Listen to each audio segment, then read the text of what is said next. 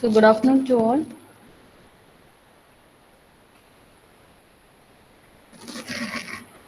Now I'll be going on to the classification of embedded systems. Today morning we have discussed about what an embedded system is, its definition, and also how it differs from a general purpose computing system. So now I'm going to discuss about the classification of embedded systems.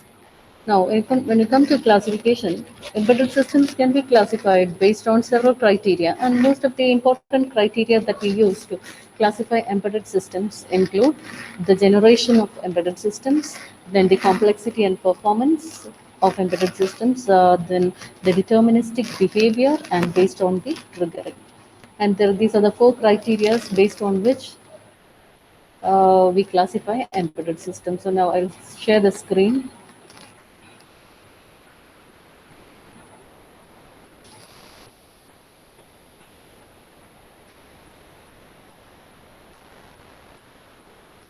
So there are four criteria.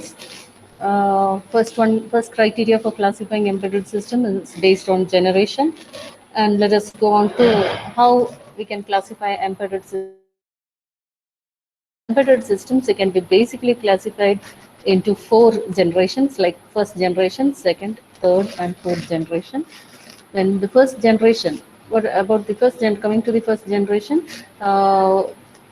The earliest generation, or it shows the development stage of embedded system. This is the development stage of embedded system, and here the embedded systems developed during the first generation. It was built around 8-bit microprocessors like 8085 and Z80 microprocessors, and also 4-bit microcontrollers. So normally the microprocessors and microcontrollers are used to build electronic devices, and the first generation compute embedded systems used 8-bit microprocessors. 8-bit microprocessors, the main microprocessor that was used during those days was 8085 and the Z80, and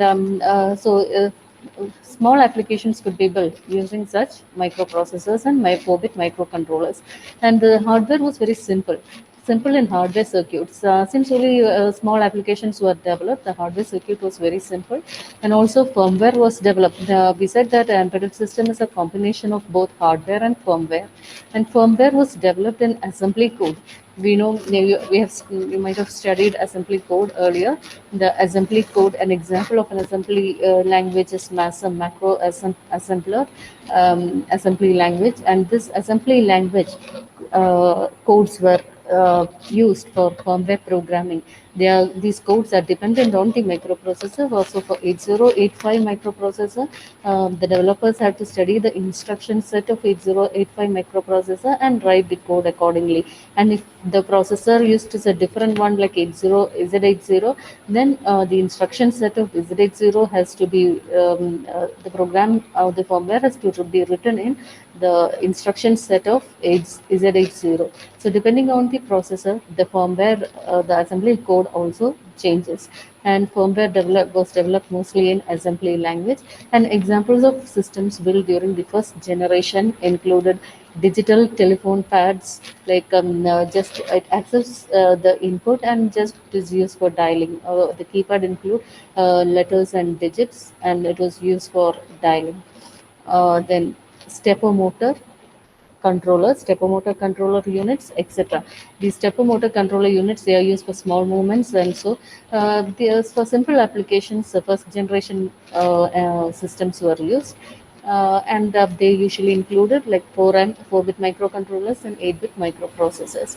Then the second generation was built around 16-bit microprocessors, a little more advanced version from first generation. That is, instead of 8-bit microprocessors, the second generation had used 16-bit microprocessors and 8 or 16-bit microcontrollers. Initially, the first generation used 4-bit microcontrollers, but the second generation uses 8-bit or 16-bit microcontrollers. Some much more advanced embedded systems or much more advanced applications could be built using such microprocessors. And the instruction set was more complex since the number of uh, the the word length of the processor has been increased to 16-bit. The instruction set was also more complex and powerful than the first generation. So, since the instruction set included uh,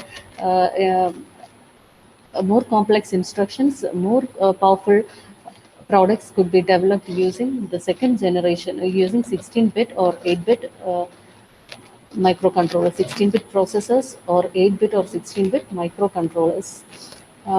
So that is the first and second generation. Then coming to the third generation,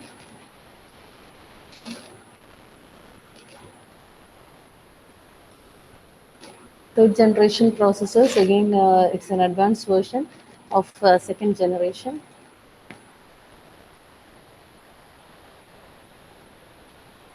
So, in second generation, they combined embedded OS for its operation. The second generation had embedded OS when compared to first generation, which never used embedded operating system.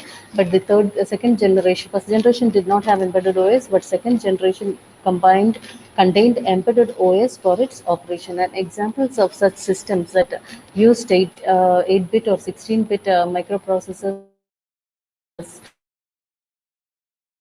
data acquisition system, then SCADA, that is supervisory control and data acquisition system. These were all an example of second generation embedded systems. Then third generation. And coming to third generation, as we know, as the generation increases, more advancements have been made in technology, and more and more uh, powerful processors have been developed, and so the embedded systems are gaining more powerful than the previous generations. So the third generation was built around powerful 32-bit processors and 16-bit microcontrollers for their design. So the first generation used 8-bit processors, second generation used 62-bit processors. So coming to third generation, it uses 32-bit processors. And like when we take the case of microcontrollers, the first generation used 4-bit microcontrollers, second generation used 8-bit microcontrollers, and the third generation is using 16-bit microcontrollers for their design. Since more powerful applications were developed, domain-specific processors or controllers like DSP, digital signal processors, and ASICs, like application-specific ICs, they came into existence. That is, application-specific ICs are those that are designed for a specific function.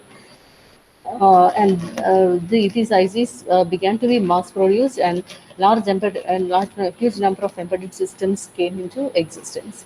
Then the instruction set became more powerful and complex since it is built around 32-bit processors or 16-bit microcontrollers. The instruction set for these processors, they became more powerful and complex, and also the concept of instruction pipelining had been evolved. Instruction pipelining is nothing but the fetch, decode, execute sequence is instead of following initially one complete cycle is executed, and then only the next cycle begins. But here, once one instruction is in execution phase, the next instruction is in the uh, decoding stage. Once it is decoded, then it goes on to execution. Like so, multiple pipelines were evolved, and multiple instructions could be executed in parallel.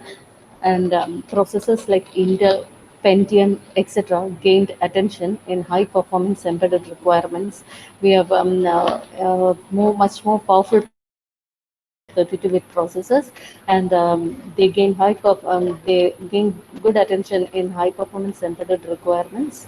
Then dedicated embedded general purpose OS, GPOS, is general purpose operating system, and RTOS is real time operating system, entered into embedded market. So that was during the third generation, the general purpose operating system and real time operating system entered into the market, and more powerful products could be developed. These embedded systems they spread into areas like robotics, then networking, industrial process control, etc. So, since their processors were more powerful, they could spread into much more areas and more advanced areas like embedded systems, uh, like robotics, networking, industrial process control, etc. So all these areas for industrial automation, embedded systems began to be used, and for automatic car assembly, robotic arms that were used to assemble cars, and also these are used in various application areas. We'll discuss it when we come to application areas. And the last one is the fourth generation computers. The fourth generation computers, in the fourth generation, we find it is the era of SoC, that is system on chip SoC, and the reconfigurable processors, multi-core processors, etc.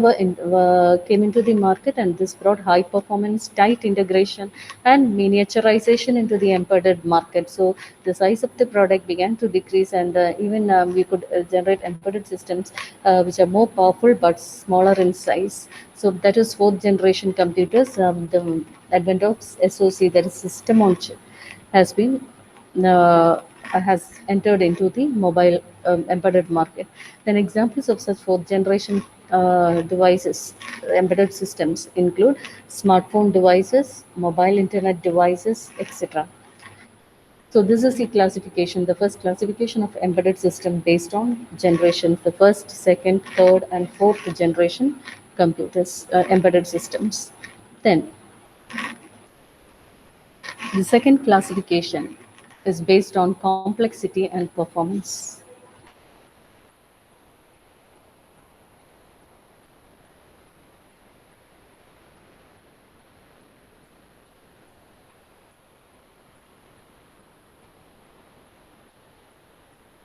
So the second classification is based on complexity and performance. So according to this criteria, embedded systems can be classified into three types, that is small scale embedded systems, medium scale embedded systems, and large scale embedded systems. So based on the complexity, so second criteria for classifying embedded systems is complexity and performance. So according to the complexity and performance criteria, embedded systems could be classified into small scale, medium scale, and large scale embedded systems. Now, what is small scale embedded systems? Small scale embedded systems have certain features, and these features include the following. First of all, they were simple in application needs. Small scale applications like electronic toys were examples of such a small scale embedded systems. They were simple in application needs. Then their performance requirements are not time critical. That is, even if there is a time lag, it does not cause any harm to the device nor to any person. Then it is built around low performance or low cost 8 or 16-bit microprocessors or microcontrollers. So since we are using it for simple applications, the all 8 or 16-bit microprocessors or microcontrollers were sufficient to build such systems. And also it may or may not contain an operating system for functioning, may or may not certain high-end applications. Since small scale embedded systems are not used for high-end applications, it could it doesn't matter that it needs an operating system. It could work even with simple devices. An example of such a small scale embedded system is the electronic toys. And then coming to medium scale embedded systems are slightly complex in hardware and firmware. Uh, when compared to the small scale embedded systems, they are a little more complex in hardware as well as firmware, and was built around medium performance, low cost 16 or 32-bit microprocessors or microcontrollers or digital signal processors. So built around medium performance, low cost 16 or 32-bit microprocessors or microcontrollers or digital signal processors, and usually they contain an embedded OS. In small scale in embedded systems, we said that they may or may not contain an OS, but in the case of the second generation, that it contains an embedded OS, either a general purpose or a real time OS for functioning. Then the third one is large scale embedded system. Third type in this classification is large scale embedded systems or complex systems, and which involve highly complex hardware and firmware. It involves highly complex hardware and firmware. employed in mission critical applications demanding high performance. So the large scale embedded systems, they are applicable in highly critical. We use these systems in highly critical applications such as mission critical applications which require high performance real time, and it should follow mostly they are hard real time systems, and it is built around high performance 32-bit or 64-bit flexible or reconfigurable system on chip, the one that is prefabricated inside the chip, and it is available for purchase system on chip or other reconfigurable system on chip, or we call it as RSOs, or multi-core processors and programmable logic devices. So these are the components that make up the large-scale embedded systems, and they contain high-performance R2s for task scheduling, prioritization, and management. The R2s, there are several types of R2s, and we come across RTOS in fifth module. So these RTOS are used for the high performance RTOS are to be used for task scheduling, prioritization, and management. RTOS is real-time operating system, and for real-time applications, such operating systems are to be used. And examples of some RTOS include QNX, VxWorks, WinCE, etc.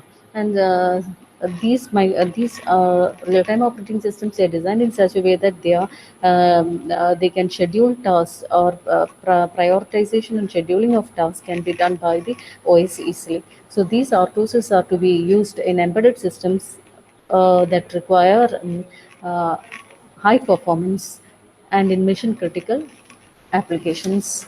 So these are the three types of classification: uh, small scale, medium scale, and large scale based on performance.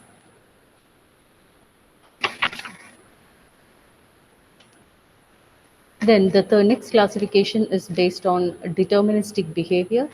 Based on deterministic behavior, embedded systems can be classified into two types: hard real time systems and soft real time systems. Hard real-time systems are those systems that strictly adhere to timing constraints for a task, and such systems are referred to as hard real-time systems. And soft real-time systems are those systems which do not follow the strict time constraints, and there is little time lag is not does not cause any harm, a huge harm for the system or nor the people. So. These are so that is a classification based on